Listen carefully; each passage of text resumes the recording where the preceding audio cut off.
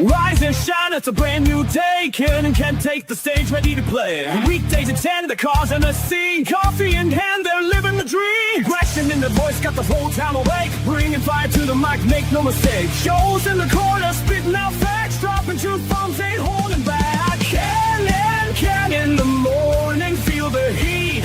From 10 a.m. CST, can take a seat.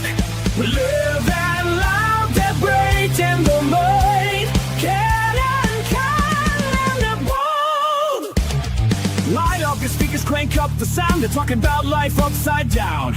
Opinions exploding like a sonic blast. In the studio, they're built to last. With passion and grit, they engage and ignite. Every single week, they're a force can't fight. From sports to politics, This is a Huddle Sports Network broadcast. You can find us on Roku TV, Amazon Fire TV, Facebook, and of course YouTube. Get all your NFL news here first.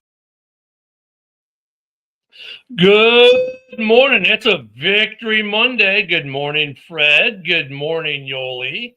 And while Fred congratulates us, Broski, good morning to you, brother. Thanks, Ken, man. Good morning to you. Victory Monday. It is. I mean, we've not had. I mean, this is more Victory Mondays than last year, but it's like this season just feels different, doesn't it? For the Bears, at least. Yeah, I mean, it feels like everyone's buying into Ben Johnson. It feels like the team as a whole now, still has some holes and whatnot, but everyone's attitude and mindset is improving and taking a step in the right direction. On top of the fact they already have more wins than they did last season. So, yeah, they're taking a step in the right direction for sure. Yeah, Fred, you have to ask Bill the Packer fan who actually made that song. I have no idea what half his lyrics mean in there, but he's a Packers fan. So, I mean, take that for what it's worth. Oh, geez. Broski, Yoli wants to see you. Broski's like, I'm trying to, like, a documentary. You'll find the wild Broski bear, and you may only capture a glimpse once in a blue moon. Yeah. Yeah. Good morning, Paul. We got Joe on the stage this morning too. Hey, good morning, Joseph. How you doing this morning? What's up, guys? What's going on, Joe? What's going on, bros? The Bears. First off, let me kind of back up to Thursday, right? So the Raiders, because this all goes to another point. The Raiders in Denver, close game, right? And a lot of people didn't give the Raiders a shot in hell. And then you go to the Bears game yesterday where it's like another one of these come from behind, end of the game, get a score late to win it kind of thing. And then you get the afternoon games, which was blowout city, which that is the first time we've had that many blowouts in a day, I think, all season. So on one hand, you got like this whole Raiders-Bears dichotomy where a lot of these games are like super close. And then you had yesterday for the first time, really, I think was the most blowout games I've seen in any given week in the league. What do you guys think? Yeah, you're not kidding. I mean, those afternoon games, those 4:30 games, they were over by halftime, essentially. First quarter, some of them, yeah. Yeah, you're not kidding, man. Then you got a game too, like the 1-8 Saints playing the Panthers, who everyone thought, hey, the Panthers are tough. They're getting it together, and all of a sudden, all the Panthers do, they score 7 points and they lose at home to Tyler Shuck in his second NFL start. Although Shuck looked pretty good, man. Yeah. Dude, I was pumping him up this offseason in the draft, man. Like, bro, he's 6'5", has an arm. Like, he looked really good out there, man. Yeah, I mean, he's 32 years old, but, he's got a chance, man. Like, I don't know. Like, He had almost 300 yards yesterday. Like, who's very similar to Mendoza in the draft this year, who's playing in Indiana right now. They're very similar. They're both 6'5", have a real good arm. They're not like mobile quarterbacks, but for their size, they can move around in the pocket very well. You know what I mean? That type of thing. They're very similar, actually. Jim gives the big what if question, right? What if Dart hadn't left the game? Well, I don't know. What if Dart hadn't left the game? I mean, look at the Bears weren't particularly awesome to start the game. But again, neither were the Giants. Jets. Yeah, oh, by the way, the Jets won yesterday too. Go figure. I mean, I kind of hate the what ifs, right? Well, what if? Well, great. What if Ben Johnson decided to try to kick field goals in the first quarter instead of going for the fourth downs when they were 48 yards away? I mean, what if Britney Spears decided to have my children instead of Kevin Federline's? Like, come on, dude. Like, what ifs are exactly that? They mean nothing. Yeah, I was going to comment on that too. Like, there's reports coming out saying that this is like the fourth time this season Jackson Dart has been in like concussion protocol. Well, he's in a very short career if he doesn't. Yeah. What I was going to say is like Dabble, their coach, right? He's fighting for his job this year, in my opinion. So it's like the fact that he keeps running like all these design runs for Dart, man. I just think that's out of like pure like him trying to save his own job, and I think that's messed up because this kid's taking way too many hits, man. He's not going to last, man. The problem is like that's if you take away Dart's runs, you're taking away 60% of what he can do. I know, Jim. I know. But no, I mean, like Jim brings up a good point though, like because it leads into what the guys are talking about now. Is what if Dable takes care of Dart versus letting this kid go get concussion protocol every other game? And what if they actually put some pieces around him? And he's got a nifty little receiver he tends to like that no one gives credit to. So I mean, like the Giants aren't without possibilities. Like I get Dart's the reason why they're doing what they're doing, but you kind of got to take what the Caleb approach. I mean, for as much as I think Eberflus sucked last year as a Bears coach, the one thing I did like that they did early on with Caleb was, all right, don't go running the ball all the time. They kind of held them back a little bit in that regard. And yeah, it kind of hurt. We didn't win games maybe. But now fast forward to now, he's much better about picking and choosing when he runs the ball. And look what he did yesterday. Look at what Caleb did in the run game yesterday because he picks his moments much better, whereas Dart is kind of just Fields in the way of like, oh, it's not going, I'm gonna just go. And what happens? Well, yeah, that's one thing I always respected about Caleb, man. He's really trying to avoid taking off and running as much as possible. Sometimes people will even say to a fault, but I like that about him. He's trying to look for the pass first. But yeah, like what you said, especially this week, man, he was great about choosing when to actually take off and run, and it paid off huge. And he's not taking hits like that either. So that's another thing he's smart about. No, he kind of took a hit on the one run where he came up just short, but he didn't take it wasn't like he took a full hit, right? Because he was trying to get to the end zone. He didn't take a big hit. In fact, he probably took less of a hit than he takes completing a pass in the pocket where he gets hit after the pass, right? I mean, so yeah, he's been good about that. And of course, we've got Wood this morning on this Victory Monday. Good morning, Woody.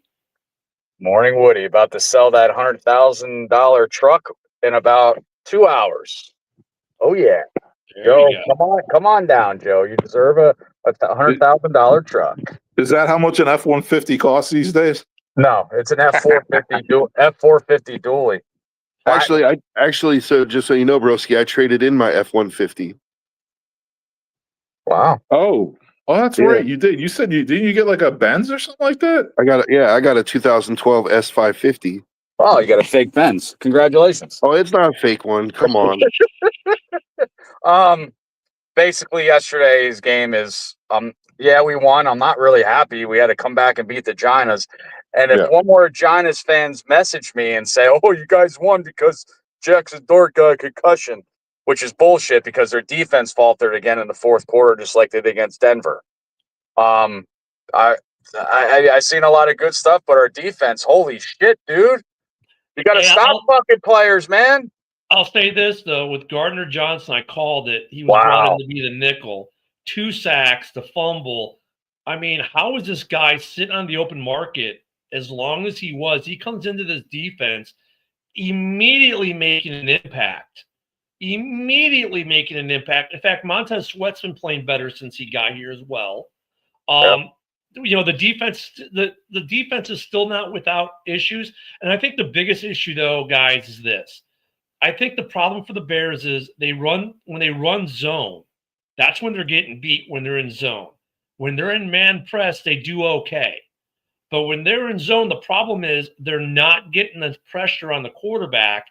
And when you look at they're getting beat, it's not like that Tyreek Stevenson is missing coverage or that it's these quarterbacks, because they're having time, because we're not getting the pressure, they're able to hit the soft spots in the zone. That's where the one completion right over Sewell yesterday, right?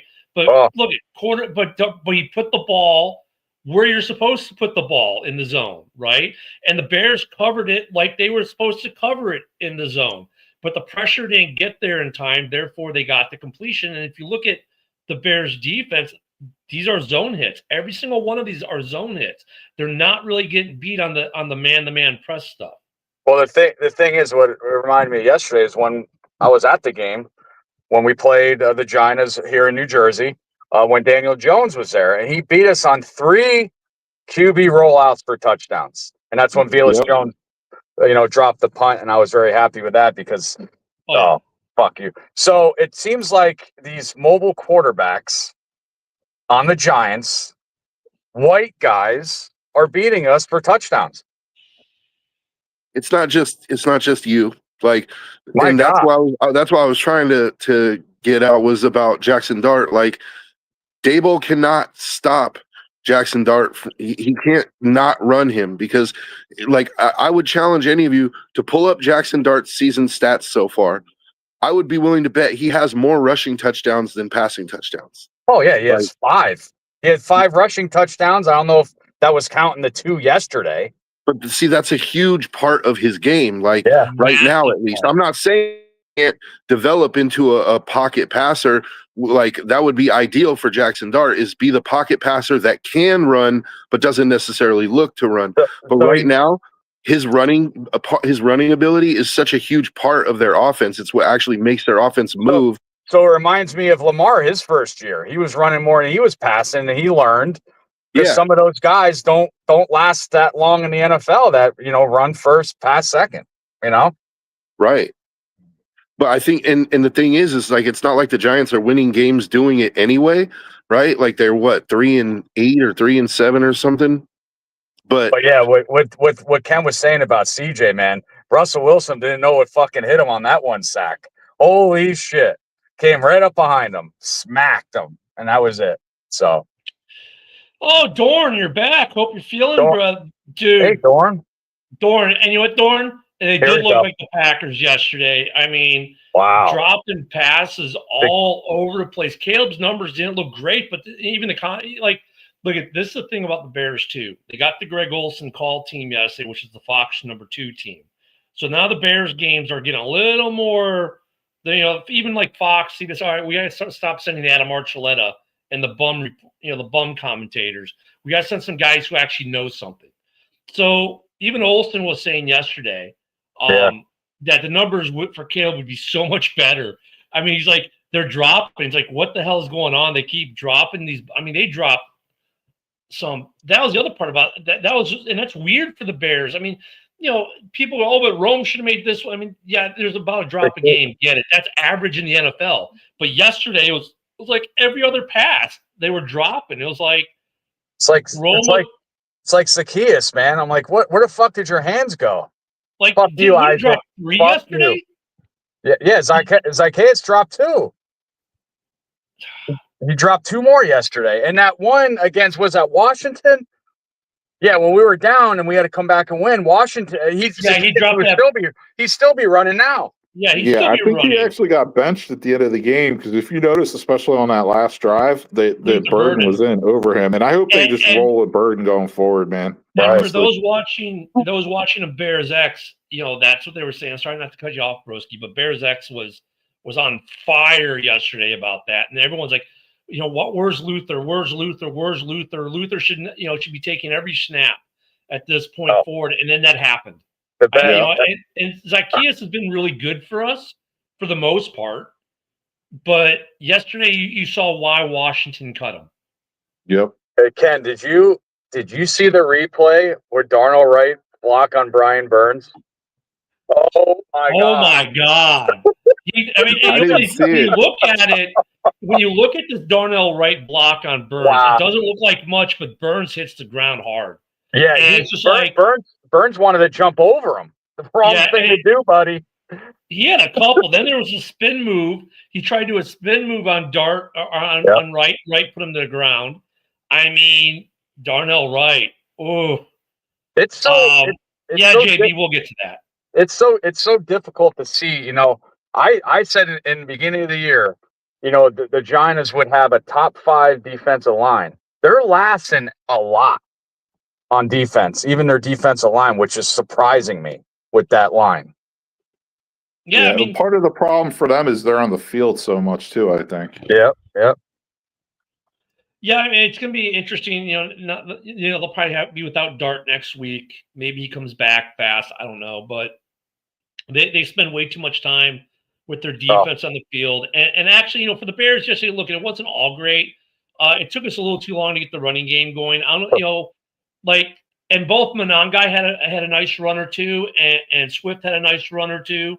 I thought we're starting to see what Ben's concept is. Like, hey, he's going to basically do what they're doing in Detroit with these guys, and I think they'll work. He's got the 2 guys to do it. But the run game really never took off for Chicago yesterday besides Caleb. I wonder when it was 20-10 Giants and then Dart goes down, I wonder if every Giants fan just chalked the game up right there when they saw Russ was coming in. They're just like, well, that's it. I was ready to look for Dayball to go running into the blue tent again. Yeah. He did that. Yeah, Joe, to that he's like, point, Jackson, are you sure you can't go? Are you absolutely sure? I mean, to that point, though, the Bears offense hadn't really done much. So Giants fans are like, well, they're just going to drop more passes anyways. And the running game wasn't effective. So at that point, probably not. Yeah, I don't know. That's what I was afraid of this game, man. Bringing Swift back, it's like he did make some plays. Don't get me wrong, he did, man. But I just thought there were certain situations where Monangai should have been in getting a handoff instead of Swift, namely on that 3rd and short and stuff like that. But we'll see if they can find that rotation, that balance in that rotation going forward. Yeah, I think that's a work in progress, Broski. Even on defense, I mean, Deshaun Wright, dude, you don't do fucking much, let me tell you. But I know you had a pick 6 in the first game of the year, dude. But that could have been a big 7 points. That interception drop that you had in the end zone yesterday. The dropsies were everywhere, Joe. I don't know if you watched the Bears game, but not only were Bears receivers dropping, Bears corners and safeties were dropping balls. I mean, wow. Yeah. And Bears, can we stop the fucking screen passes? First of all, they're not working, and it almost fucking screwed us because Caleb threw it's like a knuckleball. I think it's to Moore, and it was almost intercepted. That was intercepted. That would have been a pick 6. Stop with the screen passes. Yeah, or at least stop telegraphing them, because the screen passes do work when you don't telegraph them. But, Brian Burns knew what was happening. That's why he was sitting there. And at that point, though, Caleb's got to be smart enough to either lollipop it over him and throw it away or just go elsewhere with it. So there's 2 things. A, stop calling it where it's telegraphable like that. And B, Caleb, if you see Brian Burns is just sitting on it, don't try it. Well, yeah, I think Swift gets player of the game. What do you think, Broski? No. No. Caleb absolutely has to be the player of the game, which I hate to fucking say it, but he played with heart, and I'll tell you what. But my play of the game, I'm telling you, I got fucking pumped. I was jumping up and down, screaming when Monangai scored that touchdown. Yeah, dude, that was such a diesel run. I'm like, holy shit, that's what I like to see, man. Yeah. So some other games, even though our resident Packer fan is MIA today. Tonight we got the Packers and the Eagles. Oh. I was hoping older millennial would come in. He's a big Eagles fan, but I guess he didn't see the message this morning. Look at this. It's going to be a good game. I mean, yeah, they shit the bed last week, but the Eagles aren't exactly unbeatable. This should be a pretty good game at Lambeau. It's going to be cold, which really it's funny because for the first cold game, like the Bears get New York, like big deal. They're used to it. They play outside. And the Packers get the Eagles, like big deal. They play outside in it too. So the weather's probably not a factor tonight for either of these teams, because they're both cold weather teams. But what do you think about tonight's game? I hate to say it, I need the Eagles to win. But with the accusations that Eagles just picked up, they picked up Phillips from the Dolphins, so they're going to be blitzing a lot more. Michael Carter, their cornerback. I think I think Jordan Love's going to have a tough night tonight, even though it's in Green Bay. Even though I want it to be a -3 tie. If there's this one guy, Big Smalls Cheese, whatever the fuck his name is. Even though the Bears won, the Packers are still in first place. Shut the fuck up, dude. Because if you lose tonight because of that tie, you're out of the playoff race. So imagine that. But I think it's going to be, unfortunately, Eagles winning tonight. I really do. What do you think, Joe? It's going to be a good game. But I could see Jordan Love having a hard time because the Eagles' defense is pretty good. Yeah. And the Packers' offensive line hasn't been playing as good the last couple games. Like, I don't know. And Jacobs really hasn't. I think Jacobs might have an injury that he's playing with. Like, I don't pay that much attention to the Packers, but just watching Jacobs run lately, it seems like he's banged up, but he's just still going because he can. But he doesn't seem like 100% himself. Yeah, Broski, I think there's some truth to that with Jacobs. Remember, he had an injury a couple weeks ago and he came back, and he's not running like he did last year for Green Bay. Yeah. It's one of those things. I expect the Packers to come out better than they did last week against the Panthers. That's for sure. Michael Parsons historically has really good games against the Eagles. That being said, losing Tucker Kraft, that's huge. He was their number one target in my opinion. And I'm really not sold on their receiver room. Jacobs, I've been saying all year, he doesn't look like the Josh Jacobs of last season. On the other side, the Eagles, with all these new acquisitions, with I don't know, man. I expect it to be a close first half, and the Eagles pull away in the second. I think the Eagles win by double digits. Dorn brings up a great point. How many pushes, especially against the Packers, who really wanted to get rid of it. Tonight they're going to make every opportunity they can to do it to Green Bay. They're going to do it. 5-1. Not going to stop it. 5-1 series, Dorn. Yeah, if they get, because Barkley hasn't. They've been playing him safe because of the Madden curse, I believe. He hasn't really. Ken, you have the computer. How many rushing yards does Barkley have this year? I'm not sure. He's only got one. I think he only has one 100-yard game, though. If they get him going, we play them in 3 weeks. And Broski, I'm going to beg you up until then that we're going to meet up and go there. But I think the key of this game is, AJ Brown. Past the trade deadline, they were talking about him before the trade deadline of trading him. I think AJ Brown, he's the best slant passer in the league.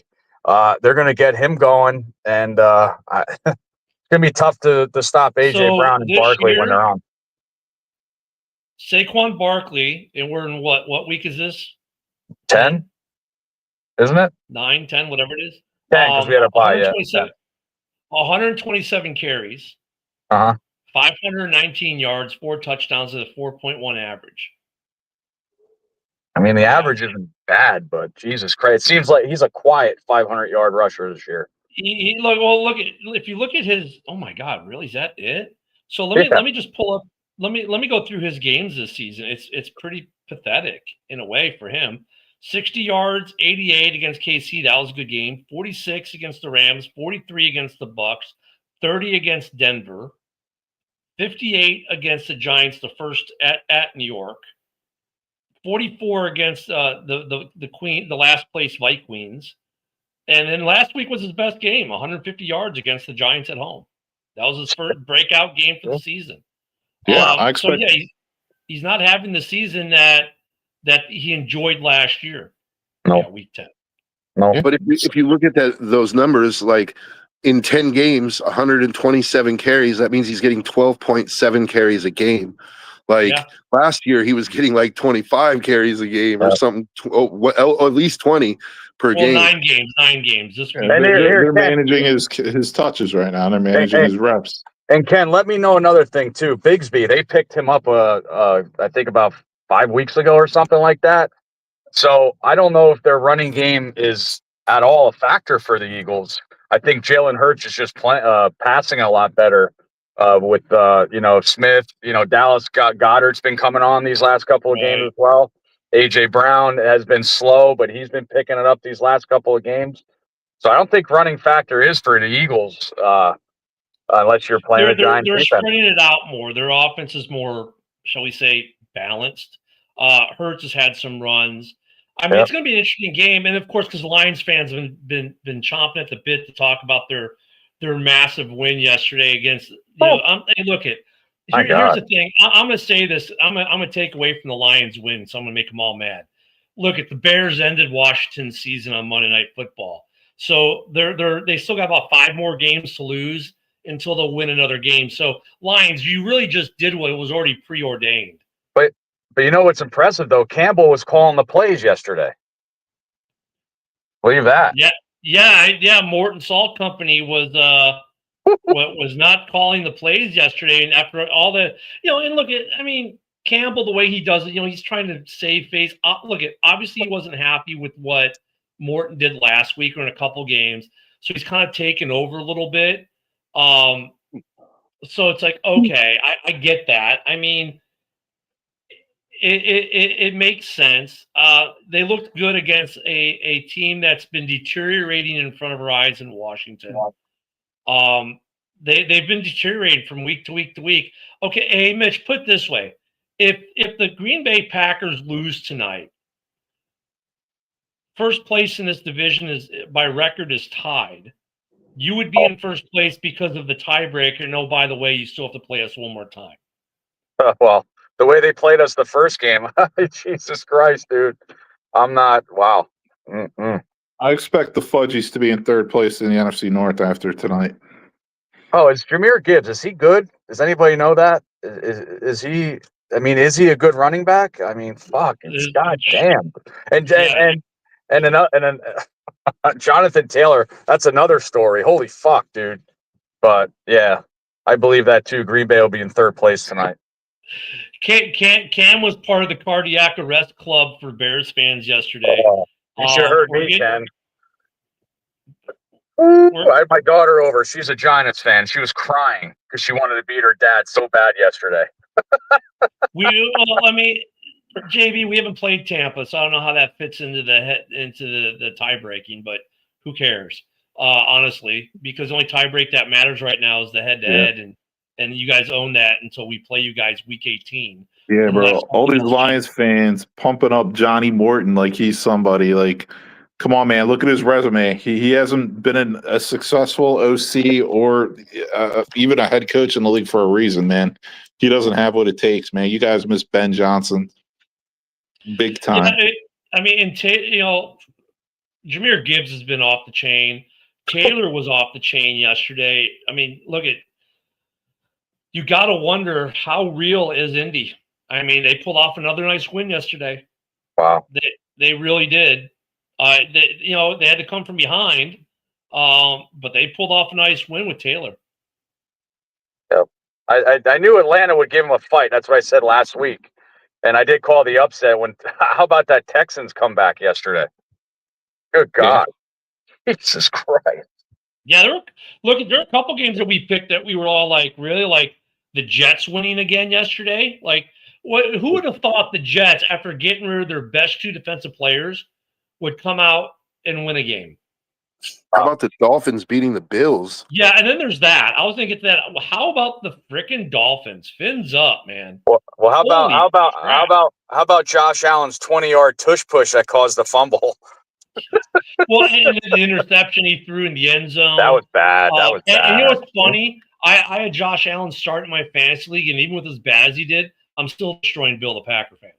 So, Christ. Yeah. But that's like every week. Game, and it sounded like it was like a 27-24 or something like that, or a 1-point game. No, Miami throttled them. It was like, what the hell? But Ken, I was thinking about this yesterday. You know how like all these upsets and any given Sunday, there's a lot. There's been a couple upsets each week. Yeah. But I can't see the Bears upsetting anybody. Really, I really can't. I can't right now. The difference is though, like 70% of these games are one-score games. And in the Bears' case, this season, unlike last season, they're finding ways to win those games. And so we aren't getting the bad interception, the blocked kick. We're actually blocking the kick. We're getting the kick. We're getting the touchdown versus the interception. The Bears are getting that this year. So when you look at when we look at the Bears going forward, they're always going to be toss-up games. There's not a single game on the schedule where you're looking going, oh yeah, the Bears have no chance. They're all going to be somewhat toss-up games. I mean, you figure the Vegas lines on Bears games will be, within the margin of error for the most part. Like for the Eagles game, it'll probably be 4.5 because it's at Lincoln Financial. But that game is going to be a 3 to 7 point game probably. Whew. I hope you're right. But I think because the Bears offense. Well, you can't. The problem is the Bears offense. Even when we get a game like yesterday, they're still putting up numbers. They're still moving the ball. They're still getting to the red zone. Like yesterday was weird in the first half. Like normally we would have walked away with points. This time we didn't. We decided, we'll try the fourth down. But the Bears are like fourth in the league in fourth down conversions. We're in the top 5 offensively, which is like, what the hell's up with that? So, I mean, the Bears have some bite. It's just the defense is we had 2 weeks of good defense, and then we've had iffy defense at best would be a good way of putting it. Well, they have moments in games, but they're not sustained in games. Well, I think the Bears got Brian Dable fired after not going for it on that 4th and goal from the 1-yard line. Yeah, there were some other questionable coaching decisions yesterday that worked out. Who was it who took the knee was that was the Indianapolis game, right? Took the knee. Oh, so it didn't give him enough time to score. Yeah. Or was it the Jackson? No, yeah, it was. Yeah. How about Little? How about Little? Does he have a leg for Jacksonville? Holy shit. Yeah. Good God. Jesus Christ, man. Yeah, JMO had a nice game yesterday. Of course, for the Lions fans who want a complete breakdown of the Lions game, JB will be on at the top of the hour, and I guarantee you they were going to break down every single line of that game. And I guarantee you JB will still be in denial about Morton. Yeah. Shout out JB. That's the other game too, man. The Patriots are real. They're for real. Drake May's, and you know what? I was saying Drake May too, and I'm taking the heat for this.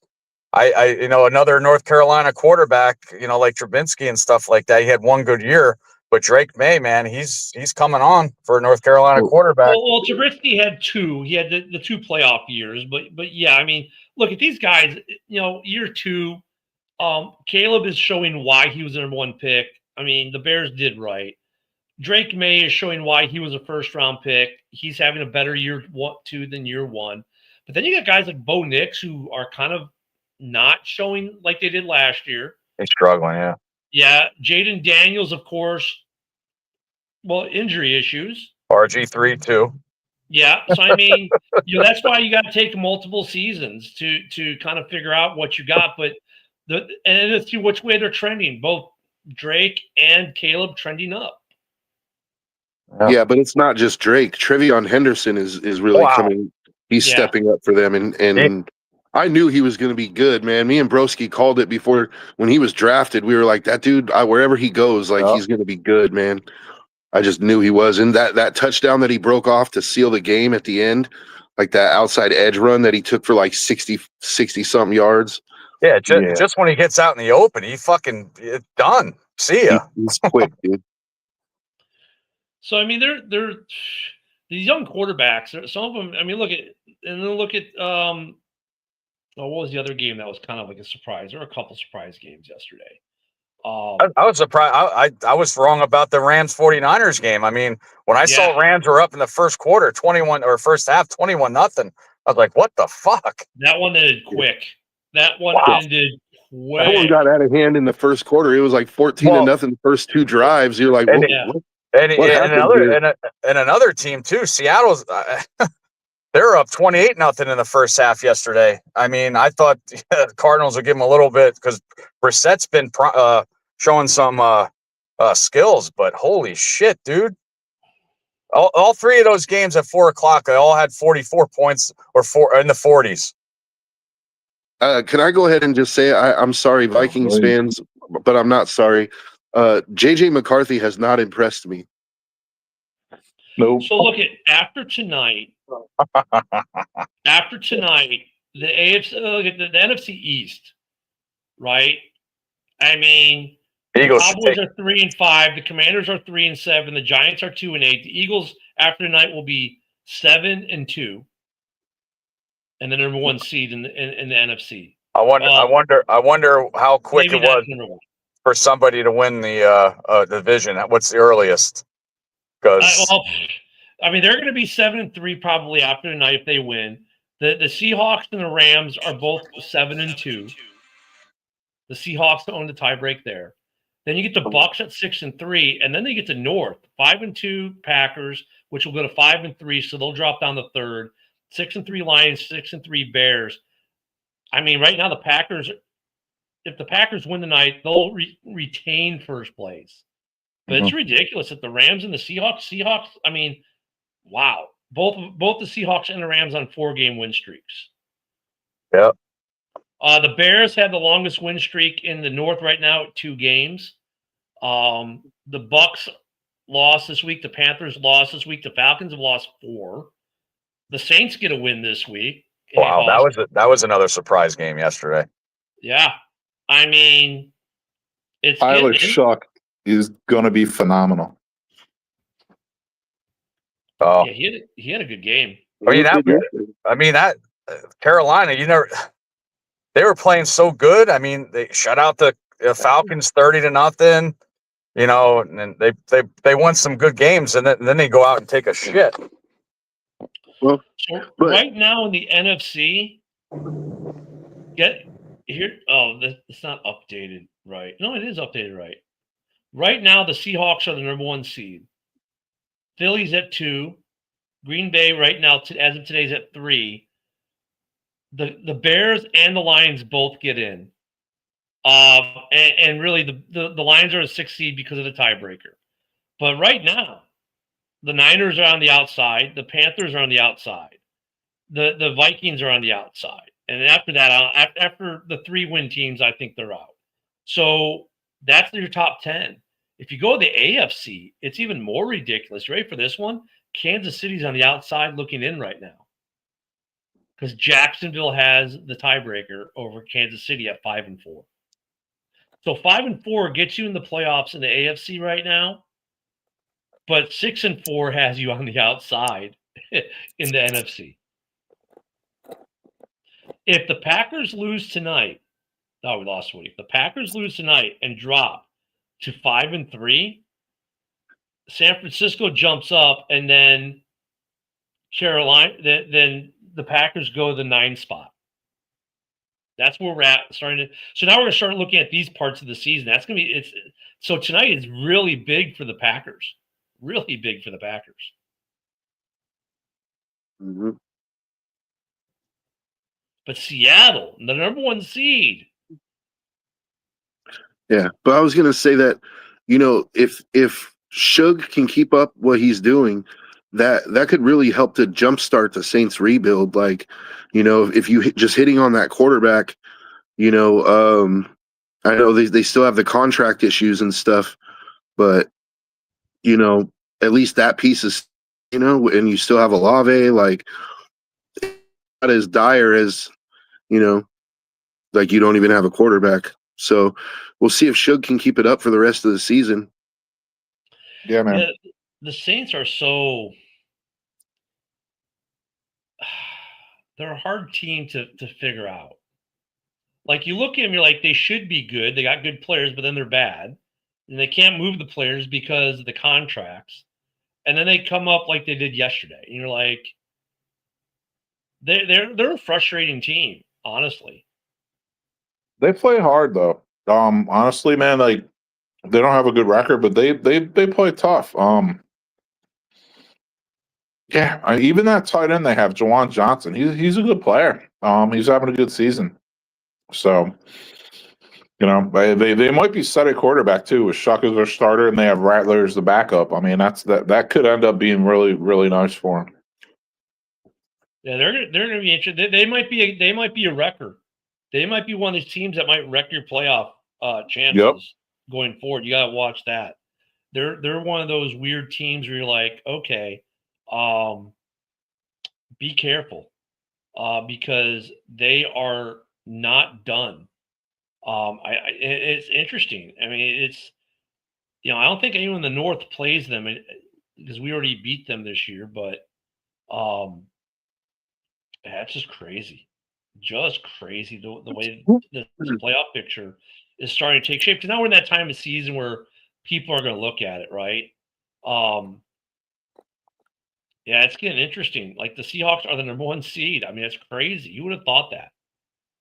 And we also, something else interesting about this season is like some of the teams that have the best records are not even really Super Bowl contenders. Like yesterday I was reading the Patriots right now, they're 8-2, right? Like, and they look legit, but they've had the easiest schedule in the NFL this entire season. So what happens when they come up against a really good team in the playoffs? Like according to ESPN, they're like, I would take some of these teams that have worse records against them in the playoffs, like Baltimore. If Baltimore finds a way into the playoffs, like, they're not sold on the Patriots because of the record that they've had. Now, I'm not saying that they're not a good team. I don't know if they're Super Bowl contenders, like they've played the in the league. So it's a combination of like, yeah, they've definitely gotten better, but they also have the benefit of playing a really soft schedule, and their schedule doesn't get harder towards the end of the season. So they could end up with like 13 wins, 14, like who knows? Yeah. Speaking of the Ravens, big win for them yesterday. Yeah. Like you said, JJ McCarthy, I think his completion percentage for the season's like 54% or something like that. Like that's not good. Well, and if you think about it, the Ravens started to take off with that Bears game because that's when they started to get healthy. And they're starting to look like that Ravens team that we thought they were going to be at the beginning of the year. I mean, they're in that playoff hunt. And that game last night put them even more into that playoff hunt because they are in the hunt for that division. I mean, right now, you've got Pittsburgh at 5-4, right? And you've got the Ravens at 4-5, and they still got division ball to play. Like they are, and look at the Bengals. Even at the Bengals at 3-6 are still in that division. Believe it or not, they are still in that division. That's how bad the North and the AFC has been. Like, and if they keep playing the way they're playing, and look at the Steelers, and Yinzer's not here this morning, probably because he's hungover from drinking his sorrows from last night's game. Like, dude, like Baltimore might win this division. And Baltimore might be that team that gets an AFC championship game, and people are going to look at them and go, how the hell did they get here with the way that season started? Mm-hmm. Yeah, no, I hear that. I also think the Chargers, I mean, I look at their roster. I'm like, they could very well win the AFC this year. They started off slow. I think they had some, major injuries on the O line. They had to scramble and try to fix that. But dude, they get it. They get it going. They get in a groove, man. Watch out for them because that's just a tough team. They were just toying with the Steelers too. They were toying with the Steelers. I mean, look at that division. Denver's 8-2. The Chargers are 7-3. Kansas City is 5-4, 2.5 games out. I mean, Yeah. Are you kidding me? And really, I think Denver. I agree with you, Broski. I think Denver can get overtaken by the Chargers. Yep. Like Denver, they're winning games kind of not. I don't want to say they're winning games like the Bears, but they're not winning games because of Bo Nix. Their defense. And I don't think Denver can win a playoff game. I think their record is really inflated. To be honest with you, like their defense is legit. Their defense is really good, but like Bo Nix has not impressed me all that much. And I don't know. I just feel like if they come up against a team like a Baltimore, that if Baltimore goes on that run and makes the playoffs, like I think Baltimore can beat them. Like I'm not taking them over the Bills in the playoffs. Like Bo Nix needs to play more efficient, man. He's turning the ball over too much, throwing too many picks. They did have a nice win in Philly this year, though. That was a nice win for them. Mm-hmm. Yeah, I mean, it's this. We're finally getting to that part of the season where some teams we know what they are. There's still some teams now, week 10, where like, what are they? And the Bears kind of fall into that category a little bit. Like we know the offense is good. We know Caleb doesn't turn the ball over. It's the defense it's a question mark. They get turnovers. They got them yesterday. Interesting fact: when the Bears don't get a turnover, they don't win. Yeah, I mean, and that Bears defense, I look at C.J. Gardner-Johnson has been the injection they needed with Spidey being out. We've only got one more game without him, and then we're going to get him back. And with him and C.J. in there, that defense is going to, you hope, looks a lot better. Detroit, they're an interesting team because they've been up and down defensively and offensively as well. So they've had some identity issues, which maybe they fixed yesterday with Campbell taking over play calling from Morton. Maybe that does the trick. Denver, going back to that, it's been their defense, not their offense. I mean, there are a couple teams that they're winning, they're playoff teams, but you still don't know their identity for real. You know what I mean? Yeah, that's true. Yeah, I agree. The Bears really haven't beaten a good team yet. Their defense has just been soft. I don't know how else to say it. Detroit, the play calling, their defense too isn't always the best looking. Dan Campbell calling plays the rest of the season. Like, I understand it worked against the crappy, Redskins with Marcus Mariota, but I mean, if Dan Campbell's calling plays the rest of the year, I mean, good luck. Like, honestly, like I don't know. That wouldn't give me too much confidence if I was a Lions fan. I mean, the Bears are 7th in the league in points per game, 3rd in yards per game. But then you go to defensively, they're 18th in sacks, but then they're 1st in interceptions and they're 1st in turnover differential. But their yardage they give up is just stupid. Yeah, because they don't 3 and out anyone ever. That's yeah. They just don't. It's just they really don't. They're frustrating now. I feel like Broski has been saying for the last 4 weeks that if the Bears don't get turnovers, they don't win. I feel like he's been saying that for the last 4 or 5 weeks. Dude, on Hallis Hall Report before the game yesterday, I was like, all I want, give me a handful of 3 and outs. And I was dead serious. Just give me 5 3 and outs for the game. Dude, I don't know. Did they get 1 3 and out series? Maybe they get one. They get a couple here and there. They get 1 or 2 a game. I mean, here's who we beat this year because we started out 0-2, dropping the 2 divisional games early. Right? We beat the Cowboys, who are now pretty much out of it.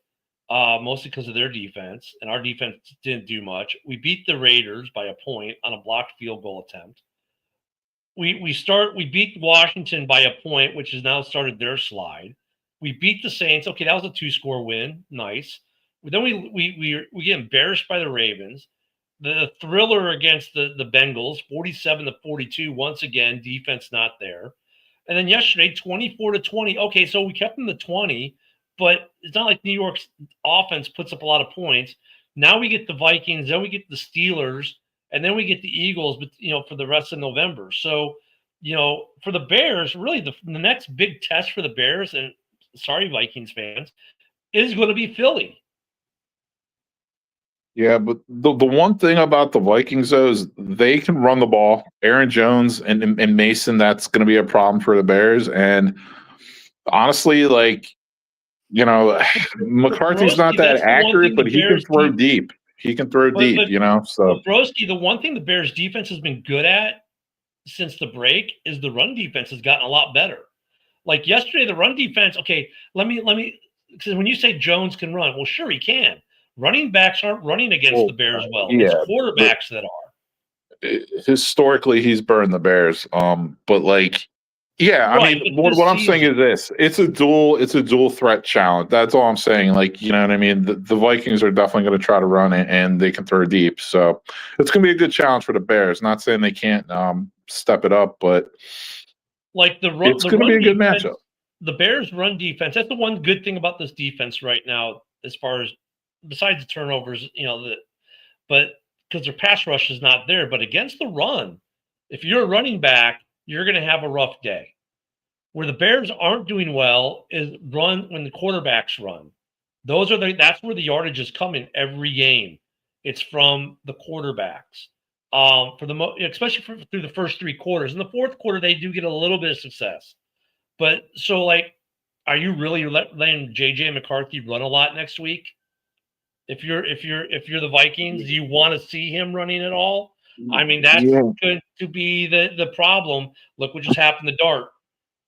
Yeah, but the Bears are having a real difficult time containing these guys who can move a little bit. So yeah, I expect it might be a problem still next week. But the Steelers don't if you give Aaron Rodgers time, he will pick you apart. But their offense line, come on, we should be getting. By that time we get Spidey back. That defense should look a little bit different. But that's the thing with the Bears, man. They have been pretty good against the running backs, just not against quarterbacks who can run. So, and I can also see. Go ahead, Joe. I was just going to say, can you ask the question, do the Vikings really want to let J.J. McCarthy do a whole lot of running, right? I would answer that question with a question. Do you want J.J. McCarthy to do a whole lot of passing based off of what you've seen? I think they have to let him run. That's the only way they're going to have a chance. So I would expect that you're going to get a lot of running from J.J. McCarthy next week, honestly. And Broski, if you're the Vikings, is JJ still your future? How much longer does that experiment get to run? Yeah, that's a good question. And there's it's so funny too because I'm listening to all these Vikings fans and stuff, and it's almost like KOC's going from Coach of the Year to on the hot seat. I think part of that is because I don't think people are confident that JJ McCarthy is the quarterback of the future. I mean, let's see him finish the season. Let's see him start every game the rest of the year and then go from there and see. Because honestly, what I was going to say is I could see this game going a lot like how this Giants game went, where, hey, maybe the Vikings are up to a lead and maybe McCarthy runs for the 8th time and all of a sudden, boom, he gets hurt again. He's banged out. They bring in, Brosmer or whoever, and then the Bears make their comeback and win. I could see it going very similar. So to answer your question, no, I don't think people are sold. He's the answer for the future. If I'm Quezzy, I have my scouting team looking at quarterbacks. Luca's still all in on McCarthy. I have my scouting team looking at quarterbacks that are draft, and I'm like, let's see. Is there a way maybe not looking for next? Well, Joe, if I'm him, I'm maybe not looking for this next draft. Right, I'm looking at the guys who are going to come out the following draft. Maybe I think you give JJ at least one more year. So you're looking possibly after next season, maybe you have to make a move if it doesn't work out. Like because you can say, look, this has only been his first season playing. The season 1 injury, okay, happens in the league a lot with guys. But if he still has injury issues that are problematic that carry through into next season. Sorry, guys, into next season, then he's probably looking to draft not this upcoming draft, but the following draft, or you may be looking 2 drafts out. Start scouting now, and I think that would be smart on them because of what he's doing. And we'll see if he improves. Like it's hard because it's his first year starting, but the expectations are so high because you got rid of Sam Darnold for him. So it's like you're in this trap in a way because the fans expect you to win and you're not. But here's the thing for me, and I mean I'm nobody, but this is just my take on it, right? Is that like you had the injury last year, right? This year, if he came in and you're right, it's his first year starting, and he's not really playing that well, right? But you kind of expect that from a guy who's essentially a rookie, right? But he's also had the injury problems this year. So for me, it's not one of the things, it's both of the things together. It's the fact that he had the injury last year, now he's been in this year, and when he's in there, he's not playing well. For me, that's strike 3, dude. Like so he gets Rosen, is what you're saying. If he was playing well enough, like if he was playing really well this year, but he got injured, then there would be hope there. Like, okay, well, if we can just keep this guy on the field. But he hasn't impressed me, and he's been injured a lot. And there's no guarantee that he's going to see the end of the season without getting injured again. Yep. Like, so for me, it's going to be interesting to see what they do. And I see what you're saying, Joe. Like, I mean, I don't disagree with it on principle, but I think Kwesi is going to give him at least 1 more year. Because, I mean, honestly, I think unless there's something that they just can't pass up in the draft. And it also depends on where they're drafting. Right now, they're probably, where are they? They're not in the top 10 for the draft.